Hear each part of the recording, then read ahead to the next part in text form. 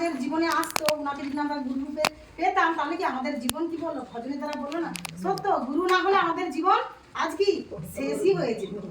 সত্য কি আমরা আজ কোথায় ছিলাম, কত পাপ করছি, কত যন্ত্রণা, কত কষ্ট, কত দুঃখে পড়েছিলাম। আজ দেখো কিনা পরমেশ্বর পিতা সেই সন্তান কি আমাদের জন্য নিজে কি কি করলো, নিজের জীবনটা ত্যাগ করে দিল, আর আজকে আমাদেরকে মহানন্দের জীবন দিল। এর জন্য কি দাদা ভাই এটা জানলাম, পরমেশ্বর পিতা কি আমাদের জন্য তার একটা সন্তানকে কি দিয়ে দিল না, আর উনি কি করলো আমাদের জন্য, জগতের জন্য কি উনি বলিদান হলো, কাটার মুকুট পড়লো, কিন্তু আমরা কি মহানন্দের জীবন পাইছি।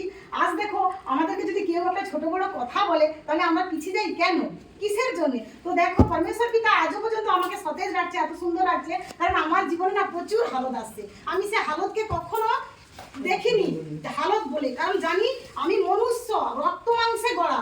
আমার গুরু যিশু যদি এত সৎ পবিত্র হয়, তার জীবনে যদি অত কষ্ট আসতে পারে, অত যন্ত্রণা আসতে পারে, তাকে ক্রুশে দিতে পারে, তাহলে আমি তো কিছুই নয়, আমি তো প্রচুর পাপ করছি। কত এই জিহ্বাতে দিন দিন কত মিথ্যা কথা বলি। এই চক্ষু সুন্দর দৃষ্টি, ঈশ্বর বলছে না এই এই চক্ষুটা হচ্ছে তোমার জীবনের মনের প্রদীপ, এ দেহের প্রদীপ।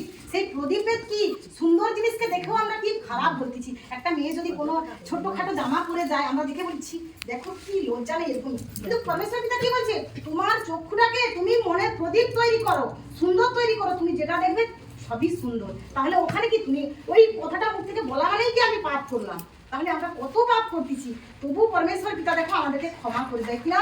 কেন ক্ষমা করে দেয়? কারণ আমরা মনুষ্য সন্তান। আমার গুরু যিশু সেও রক্ত মাংসে আসছিল, কিন্তু তাকে মনুষ্যকে চিনতে পারলো আর তাকে খুঁজে দিয়ে দিল। তাহলে আমাদেরকে যদি কেউ ছোট বড় কথা বলে তাহলে আমরা কেন গায়ে করি?